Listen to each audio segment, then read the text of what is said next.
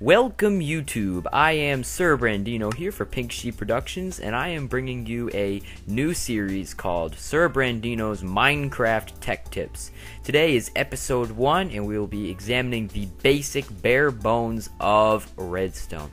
Now if you know anything about redstone, then this video is probably not for you. Please check out my other videos on redstone gates and so on if you're looking for something a little more advanced.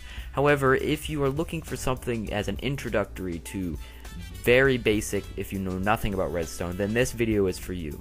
This is going to allow us to work our way up from the basics all the way up to the most advanced redstone that I can manage at least. So without further ado, let us begin. First off, we have redstone ore here. Now this ore can be found at the diamond layer. I can't tell you the exact specifications where it's located, but that's around where you'll find it. When you step on it, it does glow at a light level, I think, of 4. So it's kind of interesting. Now this requires it to be broken with an iron pickaxe or above. When broken, it gives you this redstone dust. As you can see here in this chest, I have some right here. This redstone dust can be placed on the ground with a simple right click. It then can be placed laterally along the ground, and you can see it makes a trail. This can be done as long as you have enough dust, and it will make crossing points. However, it will not connect diagonally, so remember that. Moving on now, the first thing you can make with redstone is the redstone torch, as I have in my hand here. The crafting recipe is quite simple, and is with simply a stick with a redstone on top, just like a regular torch, except this torch is special. Now it does give off a light level, I think, of 7, so it's not quite as bright as your traditional torch, but this gives out power. Now this power is infinite, and it is basically an on state, or a 1 if you know anything about binary code.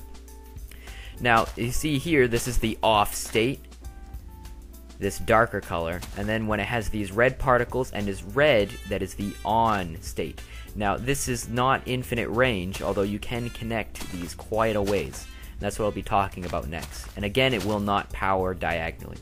So this range I talked about, here is our source. Now this chain can only go so long. So here we have our 1 block, our 2 block, our 3 block, and so on, up until block 14, so 14 blocks away. And then 15, it's still powered, except on the 16th block, there is no power at all. So remember that, 15 is the max distance you can get with powered redstone. And you can see it does get darker as it goes. You might be wondering, what do I do with powered redstone? Well, I'll show you. First off, we have a door here. Now normally you just right click and it opens the door, and you right click again, it closes, and if you're not in creative, you can left click. With a redstone torch, it will open it. You remove the redstone torch, it will close it. If I open the door, then place the redstone torch, it does nothing. However, if I remove the torch, it closes the door. So, and as well, you can power it with a line going to it like this. So, in fact, I can power it from all the way over here and make a line up to the door. And now it opens. This can be used for many different ways, including hidden redstone, and you can put it underneath the door and stuff, so you can fiddle with that. Now the next transmission device, or should I say power device, is the lever. This is crafted with a stick on top of a piece of cobblestone in the crafting grid. This is the equivalent of a redstone torch, except you can toggle it by right clicking. When I right click, it powers. When I right click again, it closes. If you're on survival, you can left click as well. This right clicking and left clicking is very useful. You can turn things off and on with just a simple hit. That means you can also put this right beside the door if you want, just like that. Remove the torch and then put the lever right beside it. So say this is your base or whatever. Just place the lever right beside it and it opens the door and you can walk in. Very, very handy, and you can close it as well. And the same rule applies with already open. Removing it doesn't do anything, but if you toggle it, it will revert to its closed position. The next thing I want to talk about is the button. It works almost exactly like the lever, but it stays on for 1.5 seconds when you right click or left click if you're on survival again. So I press it, the door stays open, and then closes. very, very useful for various things. It gives out a pulse, so that'll help us a lot in the future. So now I'm going to talk about the transmission of the redstone torch. It's just some basics. So as you can see, this does work. The redstone torch can be applied to surfaces, and technically it's still occupying this block here with a black outline, even though it's on the side of this block. That's the same way a torch is, and you can't occupy it with another block. It places it there. The same rule applies here. So any redstone connected to this block that it's occupying, so representing the torch with this stone, will power it. If it is on top, though, it will not power. And again, we have the diagonal rule. It is occupying this block and will power around it, but it will not power down here. And vice versa here, down and to above. Levers actually power the entire block they're attached to. So any redstone that's adjacent to this block, including on top and underneath, will be powered. And the same applies to a button, except with the pulse rules there. Next, you will see an interesting effect with redstone torches. As you see, this torch is considered off. There is no redstone on right here, and it's connected to this torch. That's because it's receiving an on signal, as you can see with this torch sending it to this. This is an interesting concept with redstone. When it receives it, it turns off. This is what I believe is called a transistor. Don't quote me on that. So this setup right here is called a NOT gate, and we will get into that in episode 2. But what you need to know is that when a redstone torch receives a signal, it will shut off. Now, in a place like this, running a signal into a torch will not shut it off. It has to be on a block. So if the torch is like that, then it will shut off, just like that. So just some interesting things to keep in mind as we move along.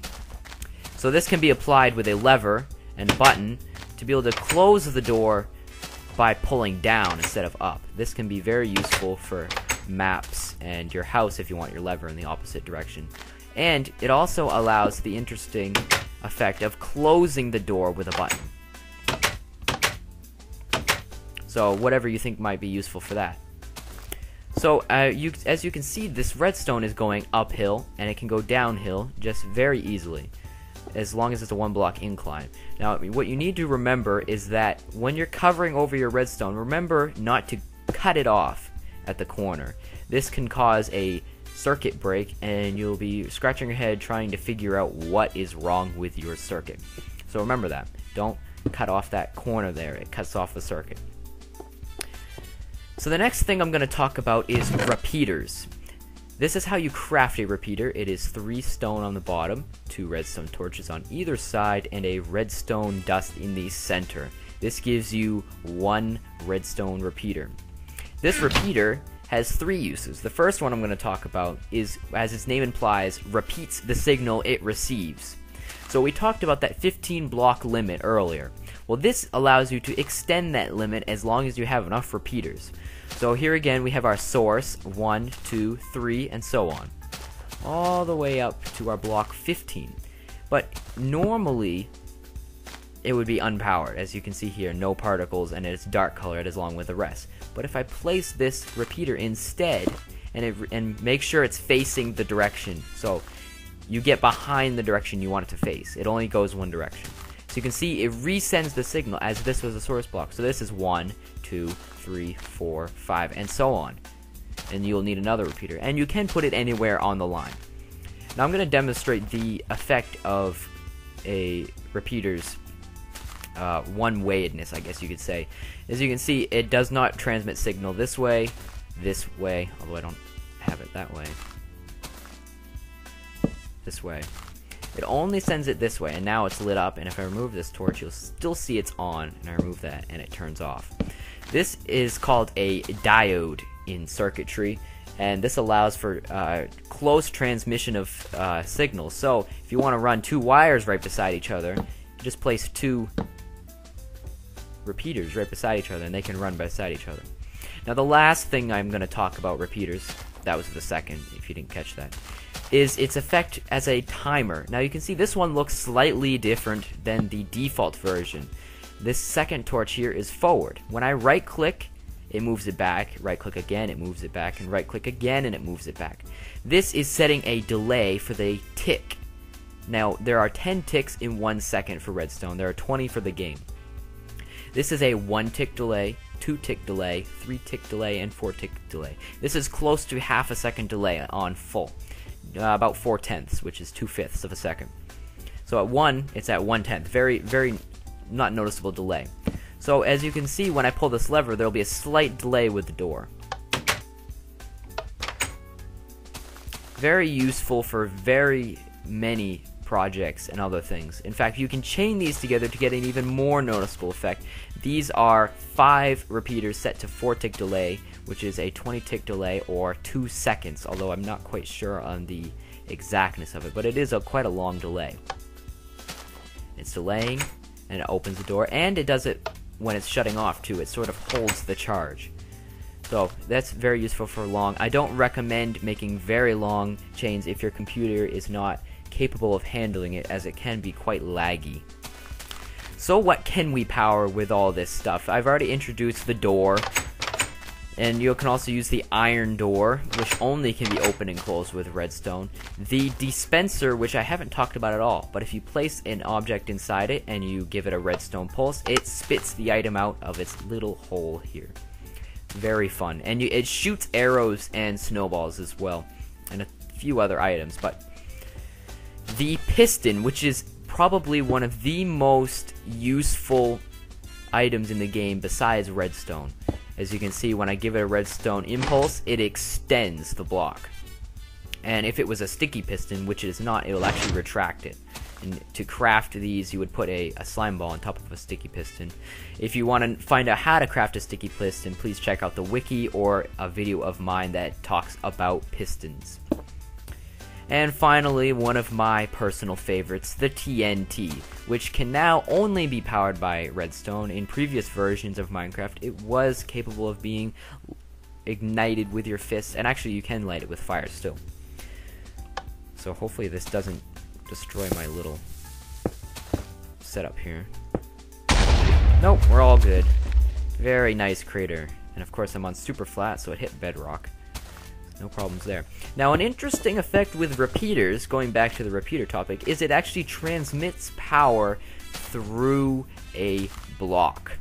Now, as you can see here, it's actually sending the power through the block. So if I move this redstone, the door closes, and when I place it back, it opens again. This repeater is actually sending it through. This can be useful for sending out redstone on either side and on top.